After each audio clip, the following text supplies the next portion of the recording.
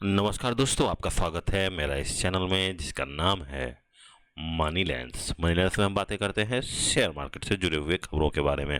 तो आज जो है हम बातें करेंगे, जो कल एक रिजल्ट आई थी एसजी मार्ट कंपनियां, जो जो कि इंटरनेट पे काफ़ी सेंसेशन मचाई हुई थी जब जब इसके प्रमोटर्स जो हैं गुप्ता साहब, संजय गुप्ता, इन्होंने जब किंटेक रिन्यूएबल्स को खरीदा था तब ये लगा था कि एक नई कंपनी बनेगी। और इस कंपनी का जो गाइडेंस था वो तो इतना ज़्यादा गाइडेंस था कि लग रहा था कि बहुत तेज़ी से ये कंपनी ग्रो करने वाली थी। जिस तरह से इसके कॉन कॉल्स हो जाएं या फिर इस तरह के रिजल्ट्स आ रहे थे, वो काफ़ी मजबूत गाइडेंस के साथ ये आ रहे थे कि भाई हम तो ये कर ही लेंगे। लेकिन इस बार का जो रिजल्ट आया है तो उनको अब जो गाइडेंस तो बदलना ही पड़ रहा है। जिस तरह से गाइडेंस बता रहे थे कि 18,000 करोड़ का हम 2028-27 तक 2,800 करोड़ का हम जो सेल्स कर पाएंगे। लेकिन अब ये हम पे देखिए 18,000 करोड़ के आसपास बोल रहे थे। तो लेकिन जिस तरह से इनके हर एक दावे टाटा फिस हो रहे हैं, इसको इसी तरह बता सकते हैं कि नाम बड़े और दर्शन छोटे।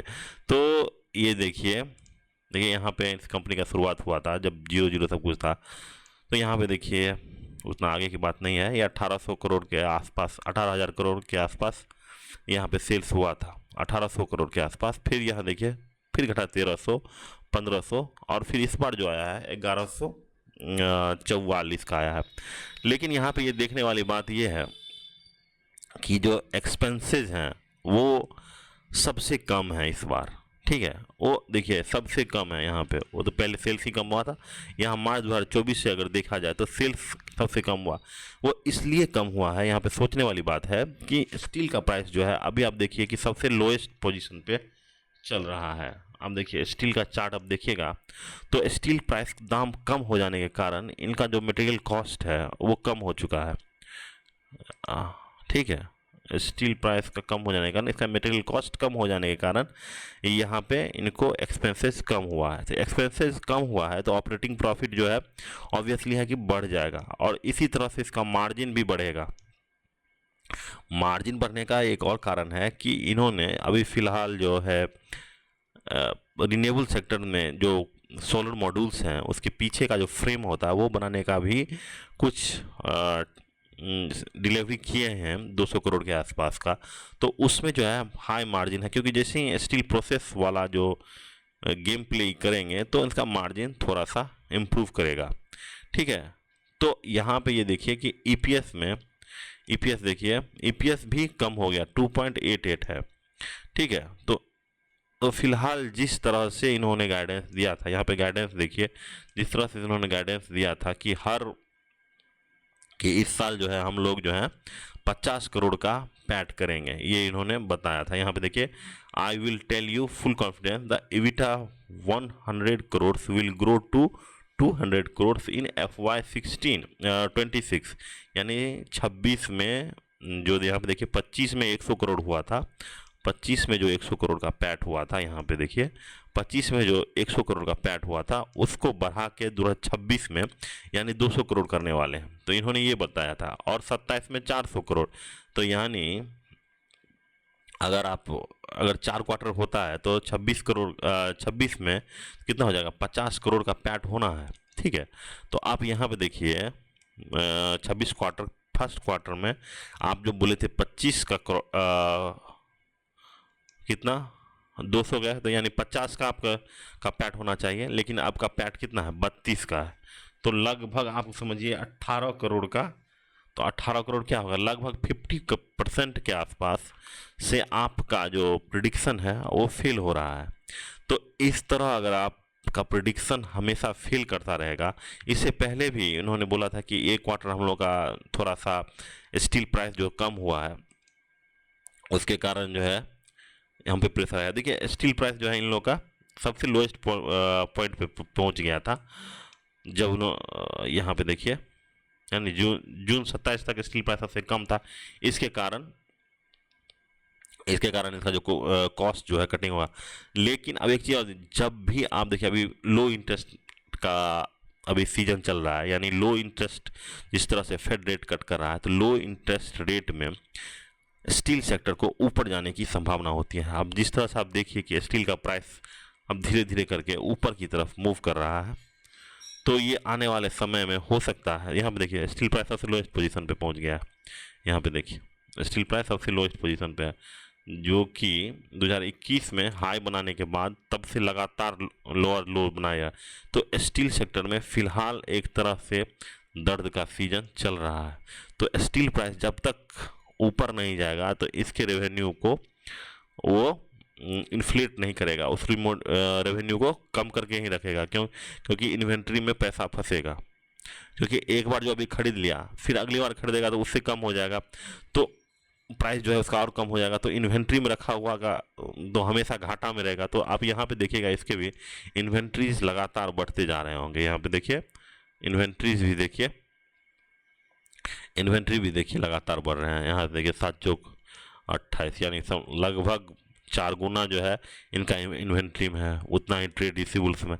लेकिन खासियत बात यह है कि कैश इसके पास है, इसके गले में कैश है, जिसके कारण क्या होगा कि नए नए सर्विस स्टेशन खोलेंगे। तो अब देखने वाली बात है कि ये किस तरह से आगे बढ़ती है। लेकिन गाइडेंस तो इसका अभी फिलहाल टाटा सीसी है, जिसका देखिए यहाँ पे गाइडेंस उन्होंने पिछले कॉन दिया था कि 100 करोड़ 2025 में, 26 में 200 करोड़, 27 में 400 करोड़। ठीक है, तो ये गाइडेंस दिया था। अभी का गाइडेंस यहाँ पे दिए हुए हैं कि बिजनेस को 50% CAGR इन नेक्स्ट 3 ईयर। तो हर बार जिस तरह से इनका गाइडेंस इनको पीछे पीछे चलता है और 50% से आसपास गाइडेंस के कम हो रहा है, तो आप यहाँ पे देखिए तो इनका कुछ होने वाला है थोड़ी है। तो इस तरह से अगर करेंगे कि गाइडेंस ही अगर फेल करेगा तो SG मार्ट आगे क्या ग्रोथ कर ही नहीं पाएंगे। ये सब बहुत ही, यहाँ के PPT में देखिएगा तो ये बताएंगे कि भाई इंडिया में इतना ग्रोथ है। इंडिया में देखिए 8% CAGR से स्टील सेक्टर ग्रोथ कर रहा है। 2025 में 4.18 ट्रिलियन का मार्केट था, जो इकोनॉमी था वो बढ़ के हो जाएगा 10 ट्रिलियन इकोनॉमी हो जाएगा। तो ये सब जो है इनकी PPT में है। लेकिन ये सब अगर वो सब कर रहे हैं, अगर इंडिया में स्टील का कंजम्पशन इतना है, तो आप क्यों नहीं अपना जो है टॉप लाइन बढ़ा रहे हैं। यहाँ पे देखिए,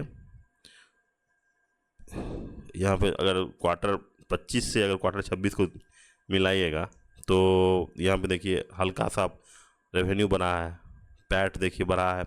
तो लेकिन जिस तरह का इन्होंने गाइडेंस दिया है, देखिए पैसा बनता है कि गाइडेंस को यदि अचीव करते, गाइडेंस को आप अचीव नहीं करिए, लेकिन कितना परसेंटेज से आप गाइडेंस को मिस कर रहे हैं ना, ये बहुत बड़ी चीज़ है। यानी एक बच्चा जो है वो बोलता है कि हम 90% ले आएंगे अगले मार्क्स अगले एग्ज़ाम सीजन में, लेकिन वो 88, 87 या 89 के आसपास लाता है, तो उसको एक गुड कह सकते हैं, गुड है। लेकिन अगर वो बोलता है कि हम 90% लाएंगे और लाता है 60%, 50%, तो इस तरह से अगर करेंगे तो मार्केट उसको कभी भी हाई पी नहीं देगा। तो यहाँ पे अब देखिए, तो जिस तरह से इसका गाइडेंस पीछे हो रहा है, तो यहाँ पे जो स्टॉक पी जो 36 का है, तो वो इससे भी नीचे गिरता चला जाएगा। क्योंकि मार्केट क्या होता है, परसेप्शन का गेम होता है। परसेप्शन में ये नीचे चलता चला जाएगा। और जिस तरह से सेल्स बढ़ता है, जिस तरह से प्रॉफिट बढ़ रहा है, लेकिन ROE जो है वो देखिए अच्छा नहीं कर पा रहा है। 9 का ROE है। तो ये एक्चुअली में ये बताता है कि आपका एसेट जो है इधर उधर हो रहा है। यहाँ पे रिटर्न ऑन एसेट 5 का है, ठीक है, लेवरेज है 1.5 का। तो ROE उतना अच्छा नहीं है, जिसके कारण क्या है कि कंपनी में कोई फिलहाल कोई गाइडेंस जो अब कल का जो कॉन कॉल होगा उसमें सोचिएगा, उसमें देखना होगा कि आगे कहना क्या चाहते हैं, किसके कारण वो नीचे हो गया, जो कि वो इस बार बताएंगे। मुझे 100% लगता है कि वो ट्रम्प के टैरिफ, सप्लाई कंस्ट्रेंट, ये सब शब्दों का इस्तेमाल करेंगे, जिसके कारण ये बताएगा कि भाई मेरा जो है नहीं हो पा रहा है इन लोगों के कारण, इसके कारण नहीं हो रहा, उसके कारण नहीं हो रहा, इसके कारण नहीं होगा। और दूसरी बात ये है कि जब से एक नया बिजनेस मॉडल लाए हैं कि रॉयल्टी बेस्ड बिजनेस होता है, ठीक है, वो वहाँ पर देखिएगा, इसमें पढ़िएगा तो रॉयल्टी बेस्ड बिजनेस होता है की तरफ इनको मूव कर रहा है। रॉयल्टी बेस्ड बिजनेस में ये खासियत होता है कि आपके पास जो है रेवेन्यू में आपके प्रॉफिट में डायरेक्ट क्या होता है कि रुपया जुड़ने लगता है।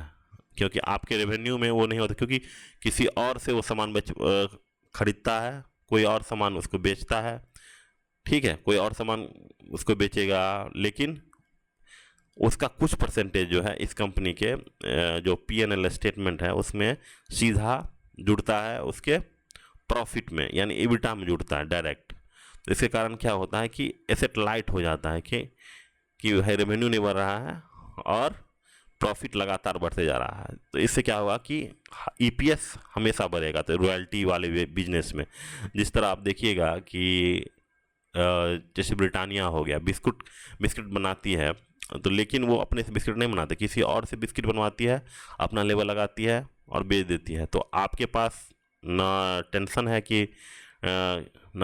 कि उसका जो टॉप लाइन बढ़ाने का, ना सीधा क्या होता है पैसा पैट में आके जुड़ जाता है। तो ये चीज़ इसमें फ़ायदा की बात है, जो आगे वो बात तो बनेगी। तो ये सब बात समझने वाली बात है। कल का कौन कॉल आता है तो फिर हम इसको, अगर आप कमेंट कीजिएगा तो हम कल से अच्छा से इसको पूरा वर्टिकल के साथ समझा के बिजनेस मॉडल क्या ये आगे इतना कर पाएगी ये नहीं, आप ज़रूर कमेंट में लिखें, जिससे हम उसको एक अच्छा सा वीडियो बना के आपको सौंप सकें। Thank you, have a nice day.